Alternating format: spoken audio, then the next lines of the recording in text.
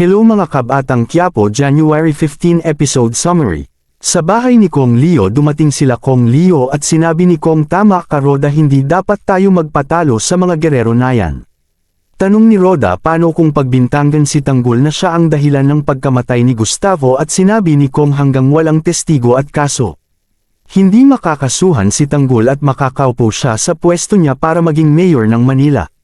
Sa presinto naman sinabi ni Mondo na na-identify na ang mga grupo na nagbakbakan sa junkyard, nagbanggaan ang grupo ng mga Mondragon at Guerrero.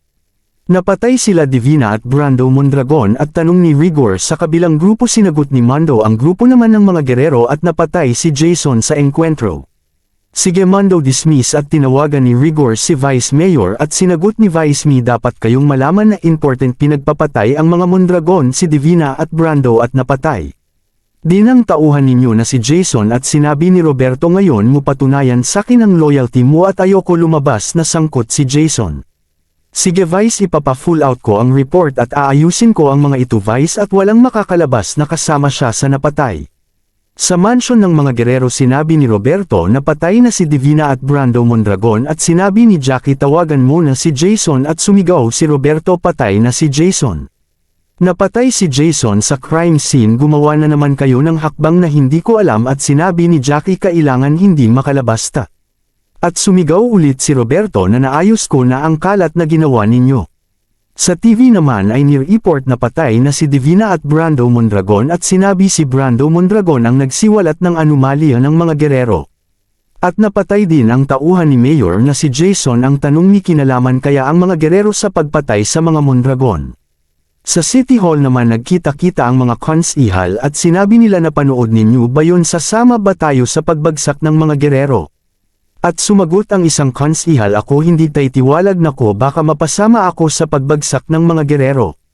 Sa bahay naman ng mga Guerrero ay nagsorry si Miguelito at sinapak siya ni Roberto at sinabi lahat ng ginagawa ninyo ako ang tagalinis, akala mo yang sorry mo maayos lahat ng mga ginawa ninyo. Sa mansion ni Rocky Boy humarap si Rocky Boy kay Tanggol at tinutukan siya ni Tanggol at sinabi ni Rocky Boy ano ginawa ko at sinabi ni Enteng sinundan ka namin. At sinabi ni Tanggol na si Divina nanay mo pinatay na namin at sabay tawa ni Rocky Boy pinatay ninyo ang nanay ko at kinuha si Rocky Boy at pinakita ang tsapa ni Punggay at litrato. Binato ni Rocky Boy ang tsapa at dinampot ni Enteng at sinabi si Punggay nga ito Tanggol at sinabi ni Rocky Boy na panigurado pinatay ninyo din ang tatay ko. Kaya papatayin ko kayo lahat pati mga magulang ninyo, sabay talo ni Rocky Boy at sumunod sila Enteng at Ramon, ngunit pagdating sa kwarto ay kinulong sila ni Rocky Boy. At hinagisan sila ng tear gas at pagperil ni Tanggol sa pinto ay nakabulagta na sila Ramon at Enteng at nilapitan ni Tanggol si Ramon at sinabi ni Ramon, okay lang ako, habulin mo si Rocky Boy at hinabol ni Tanggol si Rocky Boy at paglakad nito ay narinig niya ang boses ni Punggay na humihingi ng tulong.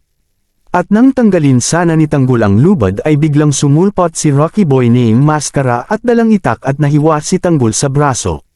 At tatagain ulit nasalag na ni Tanggol at naagaw ang itak at sinakaw si Rocky Boy at nasipan ni Rocky Boy kaya naagaw ulit ni Rocky Boy ang itak at pagtaga ulit ni Rocky Boy ay nadaplisan sa tuhod si Tanggol.